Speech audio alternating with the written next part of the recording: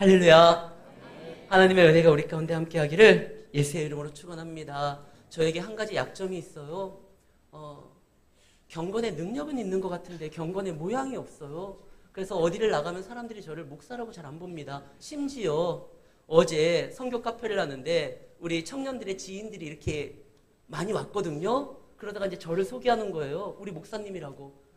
그러면 열의 열 다 어쩐지 목사님인 줄 알아봤습니다. 이런 사람 한 명도 없어요. 아, 목사님이세요? 그게 저의 큰 약점이에요. 그런데 하나님이 드디어 저를 경건의 모양으로 만드시기 위하여 목소리부터 왠지 신령하지 않아요, 지금? 좀 기도 좀 한 사람처럼 느껴지지 않아요? 야, 이제 하나님께서 어떻게 우리 교회를 사용하시려고 하는지 경건의 모습까지 이제 뭔가 막 이런 목소리로 설교하면 뭔가 확 다가오는 느낌이 있을 것 같아요. 여러분들 기대하시고 2024년 하나님의 놀라우신 은혜가 상반기뿐만 아니라 하반기에도 나타나기를 예수의 이름으로 축원합니다. 우리 함께 인사하겠습니다. 반갑습니다. 환영합니다. 사랑합니다. 축복합니다. 맥추절은 상반기의 은혜에 대해서 감사하며 한국 교회가 정통적으로 7월 첫 주에 드립니다. 그런데 엄밀히 말하면 이 맥추절은요 7월이 아니에요. 6월절서부터 날짜를 세서 7주가 되었을 때 77일, 그래서 77절이라고도 하거든요. 그러니까 우리가 부활주일이 4월 초나 3월 말이잖아요. 그로부터 이제 날짜를 계산해가지고 49일 지나니까 한 5월달쯤이 맥추감사주일입니다. 그런데 우리나라가 지금 농경사회가 아니고 그러다 보니까 상반기에 은혜에 감사하느라고 7월 첫 주에 드립니다. 아니 농사도 짓지 않는데 굳이 이것을 지켜야 되느냐. 그러나 이 절기를 지킴으로 인하여 우리가 상반기 우리가 수고하고 애쓴 거에 대한 하나님의 허락하신 은혜와 축복에 대해서 감사하는 의미는 시대가 달라져도 변하지가 않는 거예요. 그리고 우리가 드리는 그 예배를 받으시는 하나님이 그 예배를 통하여 우리에게 약속한 은혜와 축복이 있기 때문에 우리는 마땅히 드려야 되는 것이고요.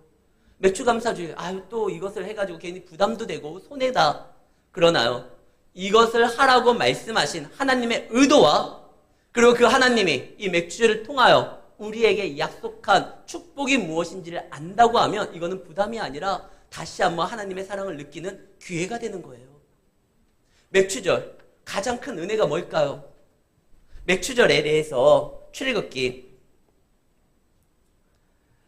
23장 16절에 이렇게 기록되어 있습니다. 맥추절을 지키라. 이는 네가 수고하여 밭에 뿌린 것의 첫 열매를 거둠이라. 히브리 원문으로 한다고 하면 하카찌르, 바쿠레이, 마세카라는 말인데 이걸 직역하면은요, 네가 행한 첫 번째 열매에 대한 추수절기라는 거예요. 그러니까 하나님께서 우리의 수고와 우리의 노력에 대해서 그것에 대해서 무시하는 것이 아니라 그 수고에 대한 열매를 허락하셨다는 것, 우리 삶을 응원해 주신다는 거거든요. 그거에 대한 감사를 기억하고 아버지 하나님 앞에 나오라는 것입니다. 그래서 우리가 맥추절날 가장 많이 받는 은혜가 뭐냐? 그래, 상반기 때 우리가 수확해가지고 노력했던 우리의 창고에 그득히 쌓여있는 이것이 우리의 감사의 내용인가? 물론 그것도 일부분은 될 수 있어요. 그러나 우리가 맥추절에 가장 감사해야 될 것은 하나님께서 우리를 부르셨고 우리를 말씀의 자녀로 세웠다는 거예요. 오늘 말씀 마지막 절에 12절, 너는 애굽에서 종되었던 것을 기억하고 이 규례를 지켜 행할지니라. 아니 맥추감사절을 드리는데 왜 굳이 애굽에서 종되었던 걸 기억해야 될까? 전 세계 사람들이 가장 좋아하는 찬송가가 있습니다. 어메이징 그레이스, 나 같은 죄인 살리신 주님의 은혜 놀라와. 그 노래를 작사한 분이 바로 존 뉴턴 목사님입니다. 근데 원래 그가 처음에 목사가 아니었어요. 하나님의 형상으로 지음받은 존귀한 존재를 단순히 물건 취급하고 그냥 자기의 재산을 증식시키는 어떠한 수단이라 생각해요. 아프리카 가가지고 이 노예들을, 하나님의 형상으로 지음받은 그 사람들을 노예로서 잡아가지고 유럽에 파는 그 일을 한 노예 선장이었습니다. 노예선의 선장이었는데 그가 어느 날 폭풍 가운데 역사하시는 하나님을 경험하게 됩니다. 그리고 두 손을 들죠. 나는 죄인입니다. 그래서 만든 곡이 그거예요. 나 같은 죄인 살리신 주 은혜 놀라와 잃었던 생명 찾았고 광명을 얻었네. 그는 평생의 교회에서 살면서 교회 종직이로서 사역자로서 움직였었는데 그의 집무실에는 바로 민수기 16장 12절 말씀이 기록되어 있었다고 합니다. 너가 애굽에서 종되었던 것을 기억하고 지금 너가 목사라고 교회에서 생활하고 있지만 사실 너는 예전에 멸망의 자녀였고 하나님의 대적자였고 심판받을 수밖에 없는 이였었지만 거기에서 그 죄 가운데 나의 음성을 듣고 네가 빠져나왔기에 하나님의 자녀가 된 것이다. 이거 기억하고 많은 사람들 앞에 나의 말을 전해라. 가장 큰 은혜는요, 맥추절에 우리가 가장 크게 감사해야 될 것은 구원에 대한 은혜를 기억하고 하나님 앞에 말씀의 자리에 서는 것이 맥추절에서 받을 가장 큰 축복입니다. 어떠한 세상의 수학과 달라요. 추수와 달라요. 그렇기 때문에 이 맥추절은요, 6월절서부터 시작한다고 그랬잖아요. 6월절에 낯을 대는 첫날입니다. 하나님의 구원은 풍성함을 알려주시기 위해서 모든 절기는 다 수학과 관련되어 있어요. 추수와 관련되어 있어요. 6월절은 곡식에 대해서 첫으로 낯을 대는 곳이고 그 다음에 7주, 77일 지난 다음에 이 77절을 맥추절로 지키면서 하나님 앞에 보리 추수한 것으로서 감사하고 찬양하는 것입니다. 그리고 하루를 더해서 이 맥추절은 77절이라고도 하고 또 하나 오순절이라고도 합니다. 그래서 그날은 하나님과 만나는 날인 거예요. 가장 큰 복이 아까도 이야기했지만 하나님의 말씀을 듣는 거라고 했잖아요. 우리 성도님들 중에 가끔 가다가 목돈이 좀 필요하신 분이 계신 것 같아요.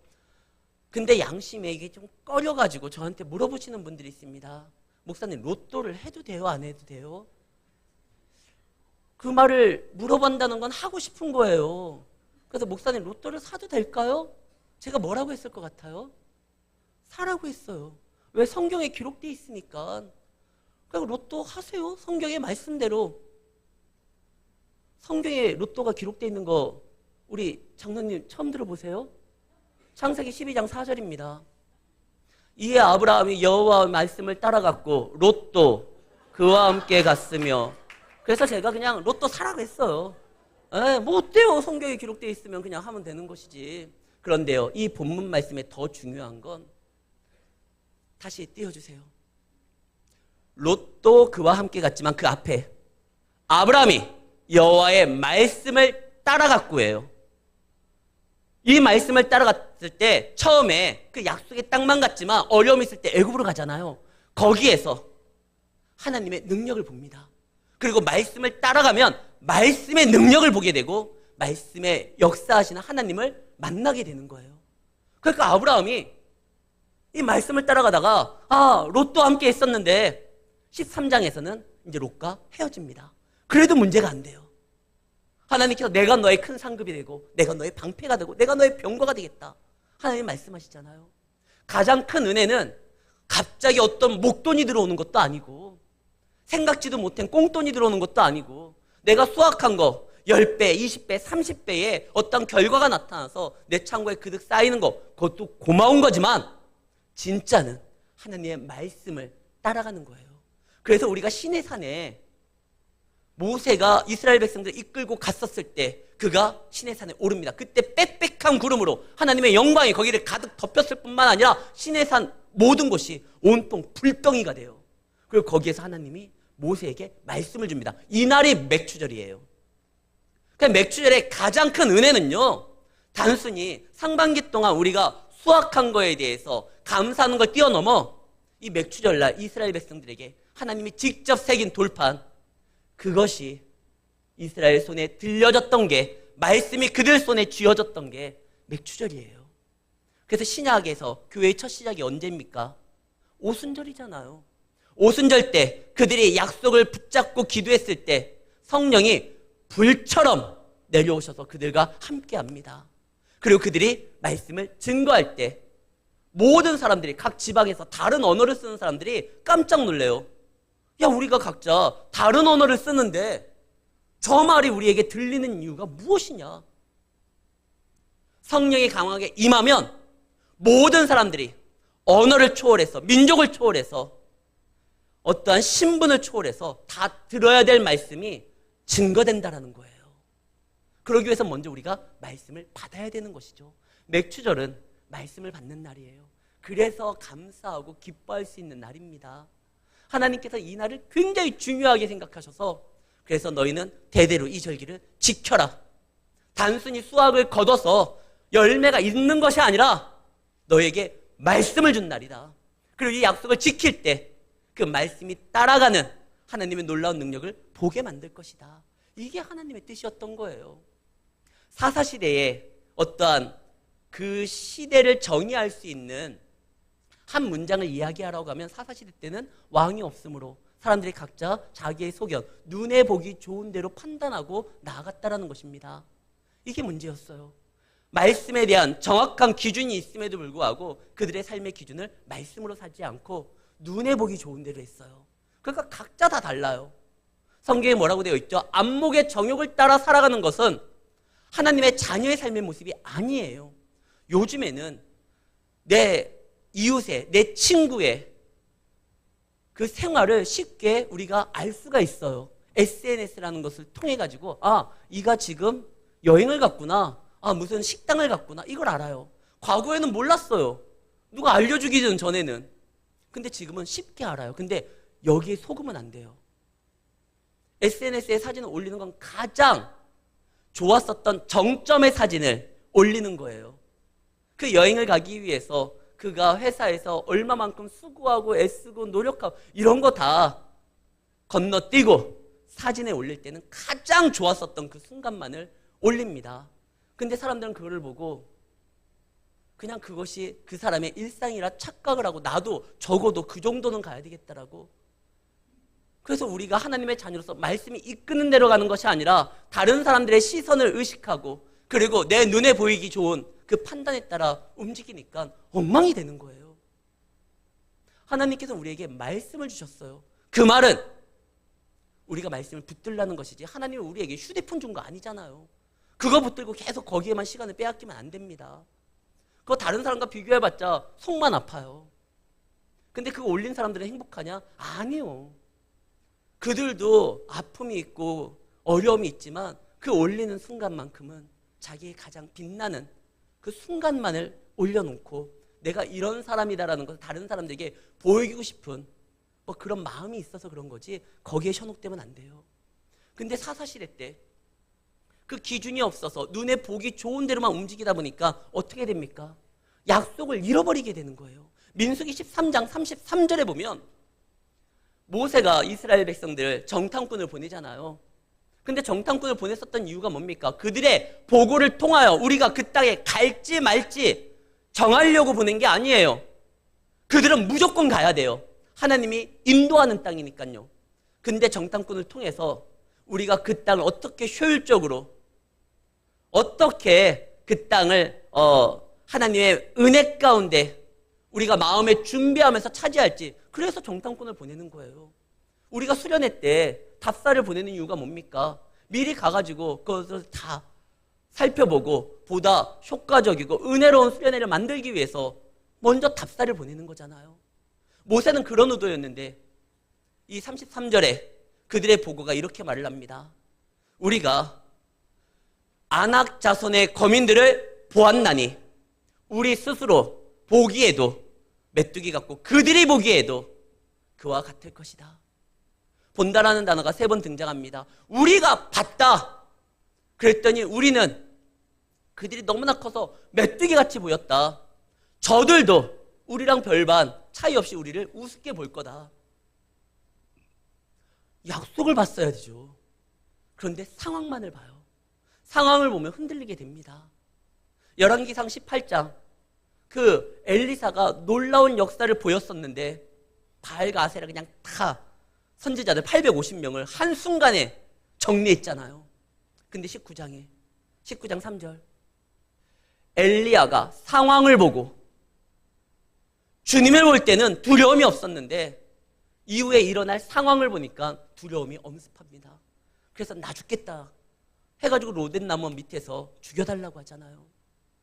눈에 보이는 것으로서 판단하는 것이 아닙니다. 하나님이 보여주시는 것에 인도함 따라 나아감으로 승리하는 자들이 하나님의 백성인 거죠. 근데 사사시대 때는 이랬어요. 눈에 보기 좋은 대로 행동했어요. 그러다 보니까 하나님의 그 사사기의 사이클이 그래요. 그들이 하나님 앞에 잘못을 하면 그들이 징계를 받고, 징계를 통하여 잘못됨을 깨달았을 때 그들이 회개를 하고, 회개를 하면 하나님이 구원자를 베풀고 은혜를 주십니다. 이 사이클이 계속 돌아요. 그래서 룻기에 보면 이스라엘에, 더군다나 베들레헴이라는 뜻은 떡집입니다. 떡집에 양식이 없어요. 사사시대 때 양식이 없다? 그들이 잘못함으로 하나님의 징계를 지금 받고 있는 중이에요. 그래서 엘리멜렉이라는 사람이 떠나죠. 떠났다가 다시 룻기 1장 6절 말씀입니다. 여호와께서 자기 백성을 돌보시사 그들에게 양식을 주셨다함을 듣고, 엘리멜렉이 떠난 다음에 한참 시간이 지납니다. 그 지나는 시간 동안 이스라엘 백성들 가운데 회개의 운동이 일어났고, 하나님을 찾았고, 하나님의 구원을 베풀었고, 다시 한번 양식을 줍니다. 이 소문을 듣고 그들이 돌아와요. 그런데 1장 22절에 보면 그때가 언제냐? 보리 추수 시작할 때, 맥추감사주일이에요. 그리고 2장 23절, 보아스가 룻에게 하는 말입니다. 룻이 보아스의 소녀들에게 가까이 있어서 보리 추수와 밀 추수를 마치기까지 이삭을 주우며 그의 시어머니와 함께 거주해라. 딴 데 가지 말고 여기에서 보리 추수 끝날 때까지 여기에서 너는 양식을 얻어가라. 지금 다시 회복된 이스라엘은요, 예전처럼 눈에 보기 좋은 대로가 아니라 하나님의 약속대로 움직이고 있습니다. 맥추절에 뭐 해야 된다고 그랬죠? 객과 고아와 과부에게 도움을 주라고 했어요. 오늘 말씀 11절, 너와 내 자녀와 노비와 내 성중에 있는 레위인과 및 너희 중에 있는 객과 고아와 과부와 함께 내 하나님 여호와께서 자기의 이름을 두시려고 택하신 곳에서 내 하나님 여호와 앞에서 즐거워할지라. 그들이 어떻게 즐거울 수가 있죠? 하나님의 은혜를 나눠주니까. 원래 객과 고아와 과부는요, 아무리 그들에게 도움을 줘도 다시 도움을 받을 수가 없어요. 사회적 약자예요. 어떠한 사회적으로 단계에 진입하기 위해서 길이 열려있는 것이 처음부터 금지된 사람들이에요. 그러니까 그들이 아무리 도와줘도 도움받지를 못해요. 그러나 하나님은 그들을 도와주라고 합니다. 왜?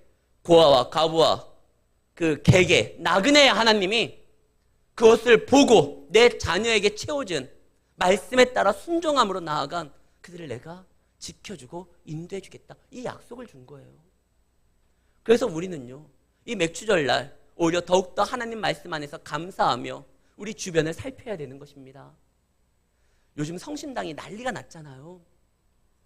우리 작년 상반기까지 성심당에서 온 만주를 제가 나눠준 적이 많았어요. 제 친구가 성심당 와이프가 근무를 해가지고 성심당은 좀 이렇게 베풀고 나누는 데 있어서 굉장히 열심을 냅니다. 그래서 거기는요, 초창기 때부터 창업주가 빵을 만들고 그날의 빵이 다 소비가 안 되면 바로 고아원이나 교회나 이런 데를 갖다 줬어요. 근데 요즘은 빵이 안 남아요. 그래서 어떻게 하죠? 나눠줄 빵을 새로 만들어요.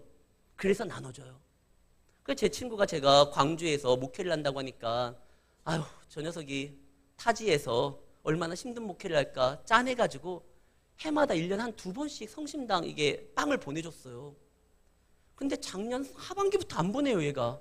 왜 그럴까? 작년 5월 달에 우리 교회 놀러 온 적이 있거든요. 그리고 본 거예요. 야, 너희 교회 어렵지가 않네. 아, 안 보여줬어야 되는데. 그때부터 안 오더라고요, 빵이. 그 성심당도요, 그 성경의 가르침대로 어려운 이들을 도와줘야 된다 생각해가지고 남은 빵들을, 나중에는 이제 남은 빵이 없으니까 새로 빵을 제작해서 나누어 줍니다. 보아스가 지금 그래요. 보아스가 자기의 그 종들에게 너희들 저 룻이 이 이삭을 주울 때 야, 눈치 주지 마라. 마음껏 주워가게 하라. 아니, 그냥 수확하다가 떨어진 게 아니라 니들이 일부러 떨어뜨려라. 그래서 그의 삶을 채워줘라. 왜? 다시 하나님이 우리를 돌보시사 말씀을 떠났던 우리를 하나님이 기억하시고 은혜를 베푸사 우리의 삶을 채워주셨으니 우리는 이제 여호와의 말씀, 그 절기를 지키라는 그 말씀대로 저들에게 베풀 것이다.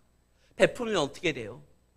세상의 계산으로 따지면 내 것이 나아가면 손해가 됩니다. 그러나 하나님의 역사는 좀 달라요.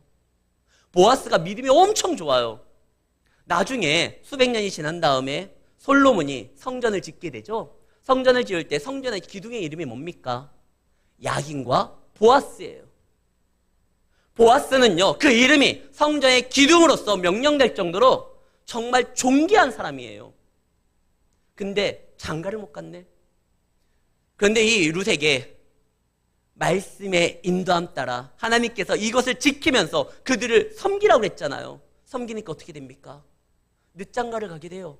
그의 와이프가 누구냐? 바로 룻이에요. 룻이 어떤 사람입니까? 이스라엘에서 가장 현숙한 여인의 대명사가 이 룻이에요. 그래서 잠언 31장 마지막 장에 현숙한 여인에 대한 이야기가 나오는데 히브리 성경은 잠언 다음에 룻기예요. 현숙한 여인에 대해서 소개하고 그 여인이 바로 이 여인이다. 우리나라 성경 배열하고 조금 달라요. 보아스가 말씀에 그 능력에 따라 살아갈 뿐만 아니라 그 말씀을 끝까지 지켰을 때 그는요, 놀라운 건강한 하나님 안에서의 축복받은 가정을 세웁니다. 천숙한 여인을 아내로 맞이하게 되고 그 아내가 누굽니까? 예수님의 조상이 되잖아요. 마태복음 1장에 보면 4명의 여인의 이름이 등장을 합니다. 그 중에 하나가 바로 룻이에요.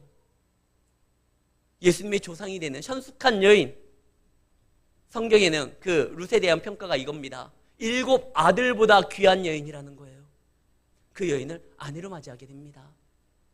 손해가 아니에요. 주님의 말씀대로 살아간다는 것. 가장 큰 축복은 여호와의 산에서 여호와의 말씀을 듣는 것이 가장 큰 은혜요, 축복이에요. 그래서 이스라엘 백성들 이 맥추절날 시내산에서 돌판을 받았을 때, 하나님의 말씀이 이제 자기들 가운데 들어왔을 때 하나님은 말씀으로 역사하니까 이스라엘의 진 중에 가장 가운데가 어딥니까? 성막을 세우고 거기에 법궤를 놓고 그 법궤 안에 들어있는 것이 십계명입니다. 우리 삶 가운데 말씀으로 역사하시는 주님이 떠나지 아니하고 늘 항상 함께한다라는 소망을 담으면서 나아간 것이 바로 그들의 믿음이었거든요. 그때는 무서울 게 없어요. 그들이 진군하면 세상이 그들에 대해서 어떻게 공격을 할 생각도 못해요. 여리고의 사람들의 이야기를 들었잖아요. 우리가 너희들 얘기만 듣고 정신이 나갔고 마음이 녹았다. 말씀이 중심된 삶. 그래서 가장 큰 축복은 하나님 안에서 말씀 앞에 쓰는 겁니다. 우리가 잘 아는 여호와 이레라는 말이 있죠. 제가 우리 교회에 와가지고 제 설교를 한 번도 빠지지 아니하고 들었던 분이라고 하면 여호와 이레가 무슨 뜻인지 몇 번씩 들어봤을 거예요. 여호와 이레, 여호와의 산에서 여호와께서 준비한다. 그러나 원문의 정확한 뜻은 준비한다가 아니라 나타난다라는 거예요. 여호와의 산에서 여호와가 나타난다. 실제로 그 모리아산, 이삭을 바치려고 했던 그 모리아산이 예수님 당시에 골고다예요. 하나님의 어린 양으로서 우리를 대신하여 십자가에 달려 죽으실 메시아, 그가 나타난다. 근데 그가 또 어떻게 나타납니까? 여호와의 산, 신의 산에서 말씀으로써 우리에게 다가오시고 우리 가운데 들어오시잖아요. 가장 큰 축복은 하나님의 말씀이 우리 삶 가운데 들어오는 것입니다. 그것은 그분의 모든 것이 우리 삶 가운데 채워진다라는 얘기예요. 힘들고 어려울 때가 있습니다. 요즘처럼 하나님의 말씀을 붙들고 살아가려고 할 때 공격하는, 마치 이것이 오히려 시대 정신이고 이것이 옳다라고 언론도 프레임을 해요. 그래서 예수 믿는 게 참 힘들고 어려워요. 어려워도 남들도 인정하면 그래, 사람들도 알아주니까 나아가겠는데 남들이 조롱을 해요. 그런데요, 우리의 믿음이 옳기 때문에 사단이 공격합니다. 만약에 우리가 붙들고 있는 이 신앙, 이 믿음이 잘못된 거라면 사단이 왜 건드려요? 계속 그 상태로 나아가도록 우리를 응원해 주겠죠. 그러나 우리의 믿음이 이 시대에 필요하고 이 시대에 하나님의 교회가 필요하고 건강한 교회가 세워져야 된다는 것을 하나님께서 작정하시고 우리를 부르시고 우리에게 말씀을 주시니까 이 거짓된 사단이요, 어떻게 해서든지 핍박을 하는 거예요. 그래도 우리는 승리할 수 있습니다. 우리 대장 예수님이 우리에게 말씀을 주신 하나님이 사단보다 훨씬 센 분이잖아요. 뭐가 두려워요? 열왕기하 4장 42절에 보면 바알 살리사에서 등장하는 한 사람이 나옵니다.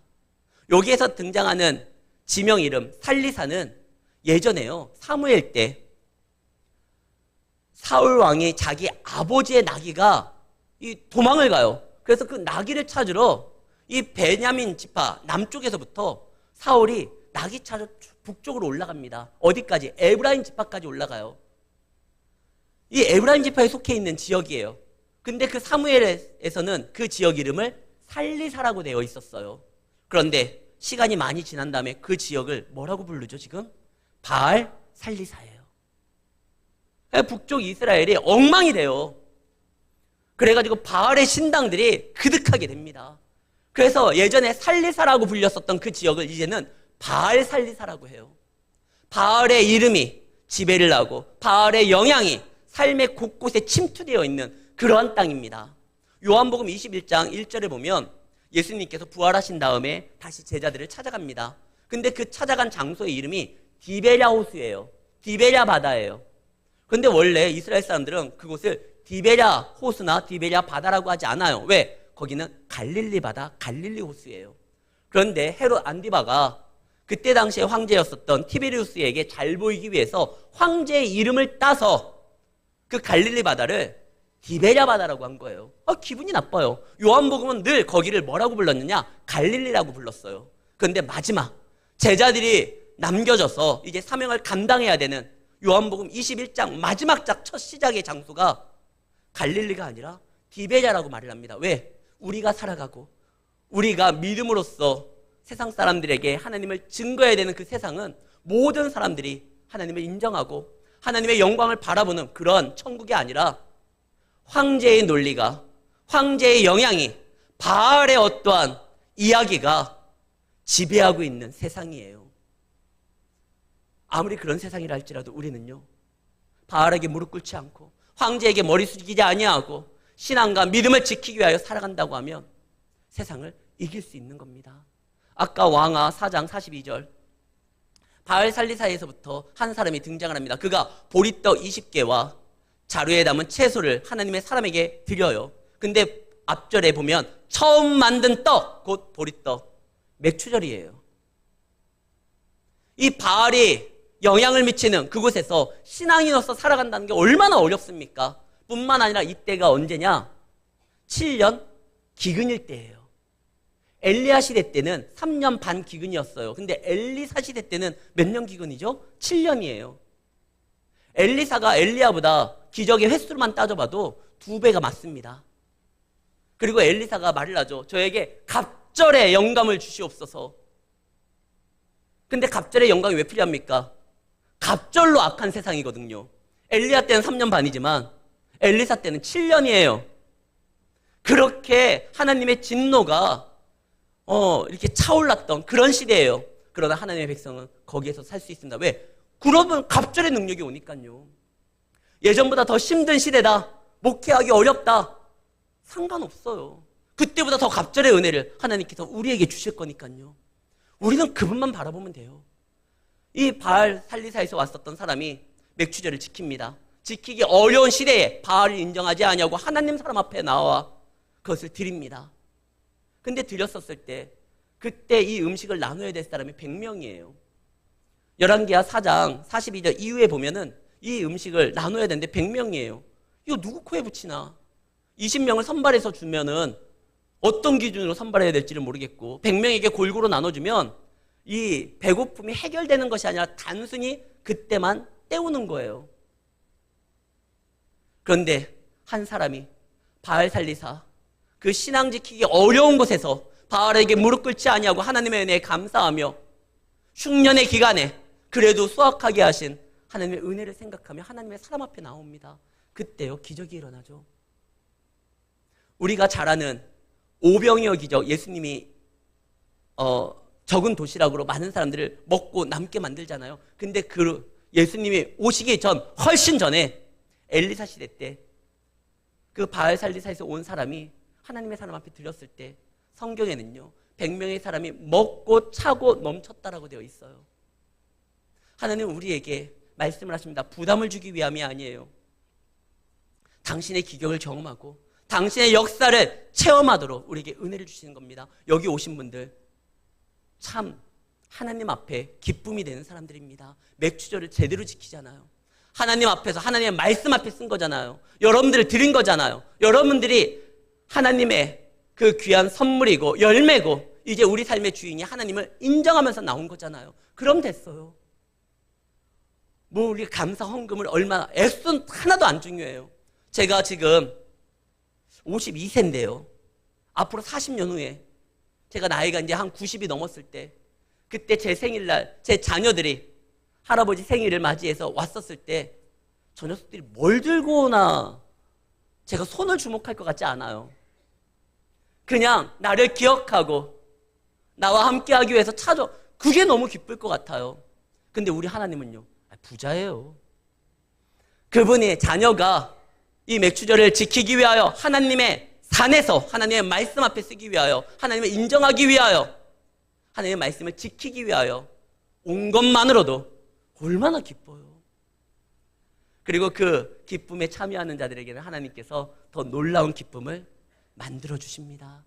여러분들 기대하시고 상반기 동안 하나님이 함께 하셨고 하나님이 우리를 지키셨다라는 것을 맥주절을 통하여 인정하고 앞으로 있을 6개월간의 삶을 또 하나님 앞에 드리면서 나아갈 때 이 말씀을 지키면서 나아가는 말씀 앞에 서는 성도들의 삶에 하나님의 놀라운 축복이 은혜가 임하기를 예수의 이름으로 축원합니다.